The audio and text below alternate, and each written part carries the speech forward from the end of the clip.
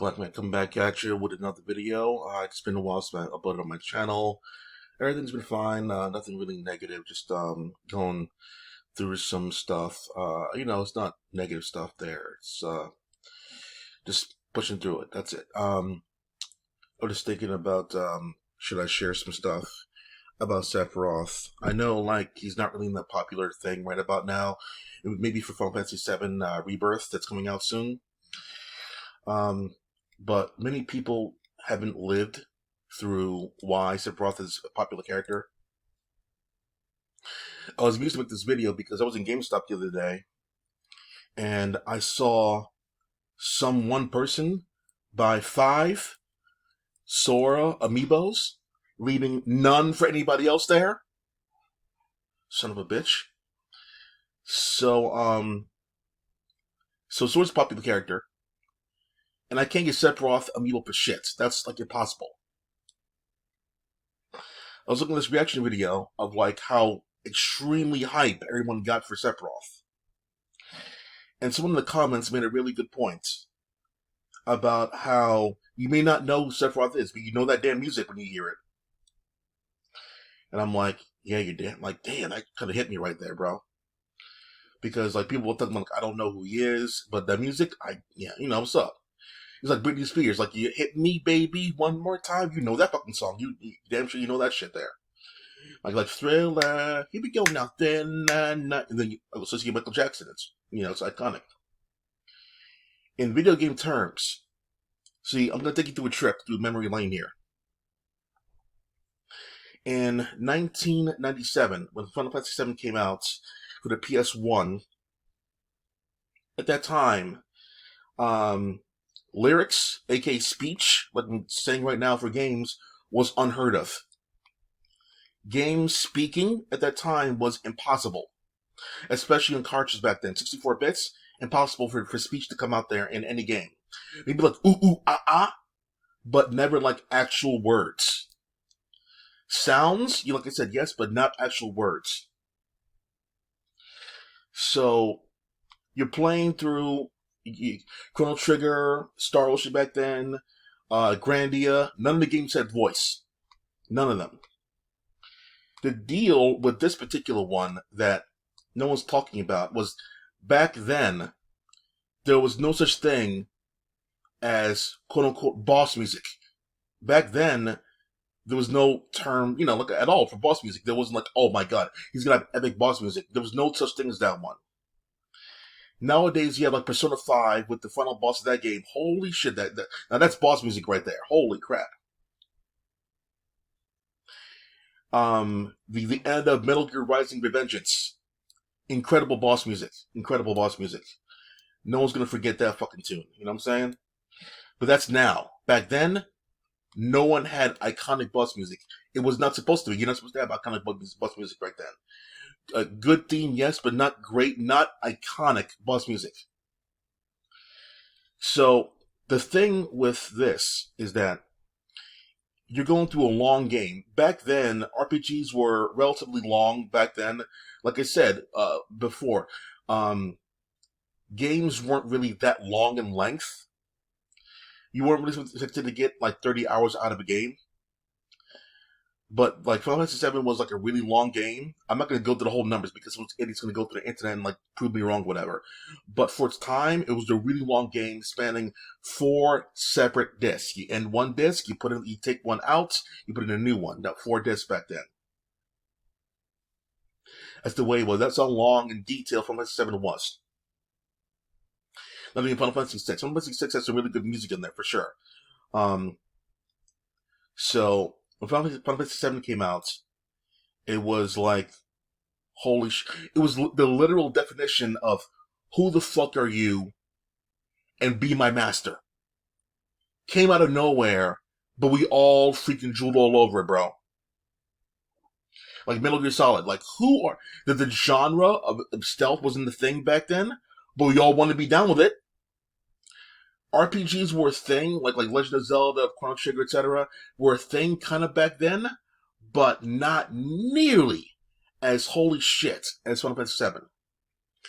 So you take the fact that this is the RPG that puts RPGs on the map. You take them through a great journey with like great characters, great locations, epic summon monsters. I mean, like holy shit, epic. You know what I'm saying? And then like a really great antagonist in the game that's tormenting you through the game, and you finally meet like the main character at the end, and you know the whole Genova thing and materia. You go into the whole thing: like Ruby weapon, Omega weapon. Sorry, that's another. That's FF8.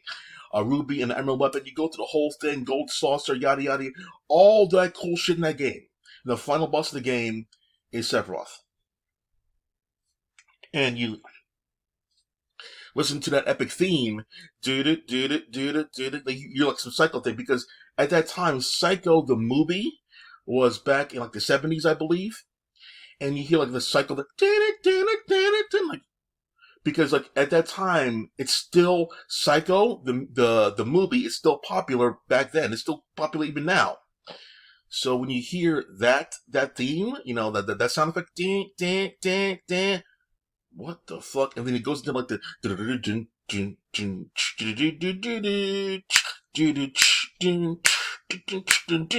it goes to the whole thing, like a more upbeat version of that. And then like you see Sephiroth's intro, he's coming in with the whole double wing thing there. He got his wings back. And then you hear the chorus come in there. You know, the whole thing. And I'm like, I think like everybody in the planet is like, holy, they can't play the game because they're fucking like in awe of how good the music is. And the music keeps on getting better and better. It's like a good like 4 minutes plus or whatever of like really good diverse music getting better and better over time without looping. I'm like, wow. Really truly special boss music at that time, right? You know, for sure. So that music, it picked up there, it crescendoed, if you will, into like an opera on stage. It's like, whoa, it's taking you on a journey. I listened to future versions of that one from Final Fantasy VII, from Eben Children and Final Fantasy VII Remake, and I think there's another one I'm forgetting, but the one from Final Fantasy Kingdom Hearts 2 is fucking perfect. It's virtually the same thing as Final Fantasy VII itself. The future versions don't understand why the music is so good. They don't understand. So the reason why that his boss music is forever iconic is because the tone, the crescendos, the valleys, the peaks, if you will, is keeping getting better and better as the song goes on, stronger and stronger and stronger. Most music nowadays can't do that. Michael Jackson knew how to do that one, but not many of his songs did that one. Remember the time, Smooth Criminal, Thriller, and remember the time, Thriller, and there's one more that he did was really good. Oh yeah, Scream was really good. They got better and better as the song went on. But not many boss characters do know how to do good boss music. FF8 did not do it with you know, his squall and his problems with I forget the main character, the main villain of Final Fantasy. I know what she looks like, but I forgot her name from FF8. Simon, I think his name was from Final Fantasy X. Or Zidane. Zidane is from Final Fantasy 9. It's so confusing, but like I don't remember any of the main boss antagonists in Final Fantasy 9 or 10 or damn sure 12 or 13. I'll remember the main character, the main boss in those games. That's because they're so lame. Star Ocean, even Star Ocean in the end there, I love Star Ocean 2, Second Story to Death, but I can't remember the last boss of that game. I can't remember. Final Fantasy 7 did a phenomenal job of also Final Fantasy 6 as well. Even 6, I remember Kefka, the final boss of Final Fantasy 6, and what he looked like as well. And his boss music kind of, but like, you do a bad job when people can remember your boss like a year later. And you do a bad job at, you know, making a fun game boss, a boss if you can't remember the character, you know, years later. You do a bad job. Revenge is the game I played once. But I remember that damn last boss, like, what, a decade later? I'm still remember that damn boss. Damn fucking sure, bro. because it did a really good job there, hyping you up there, leading you through a really good valley of like peaks and things like that, and then to a boss that was talking smack, and like had a really good like a defense mechanism against him, like really good like angles and cut scenes, and the music was also epic as well. I'm like, holy crap! It just made you love that boss. Sephiroth is the same way. The music is really good. The character interaction was really good there. The media through space and the planets was freaking epic and awesome. Like, everything but the characters is phenomenal. When I heard Roman Reigns have that music, Tribal Chief, if you will, I was like, they're making this motherfucker the final boss, bro. The music is godlike. Literally godlike. So, it's gotta be really special in order to, beat Roman Reigns because of that boss music. So it really hits a chord with gamers when you hear something like that. So like 8, 9, all the other Final Fantasies in the future, 15, 16, whatever, they haven't touched the level of care that Final Fantasy 7 did with its characters and its world. That's why Remake and Rebirth are getting made. And the other ones aren't. Maybe you can do 10 Remake, maybe. People love 10. People love 6 too. I think 6 should do it. 6 should get a remake before anybody else, actually. Not only because like it's the last 2D pixel art style, but also because it's the most iconic one besides 7. Even at the 7 was came out there, 8 was good. 8 was good. Squall was cool as a character, but you could probably not remember most of the characters in the game. I remember Zell and Quinostis or whatever, but after that one in my head, I can't really off the top of my head, I can't remember many characters in that game. But 6 had the more important feel. They could expand the game to be larger than what it was. Maybe like get two games out of that one, but holy shit. So yeah, there will never be, in my opinion, another character like Sephiroth because the timing of the character was so good. When he came in there with great timing there and blew you out of the water, like Gal Gadot as Wonder Woman, or like Brad Pitt in Fight Club. You just know. Tom Holland in Spider-Man. He's like, who the fuck are you? But holy shit, you're cool. When I saw that girl from Anyone But You, her first movie, like, who are you? Holy shit, you're gorgeous. And I saw her in Spider-Man. It's gonna be another movie.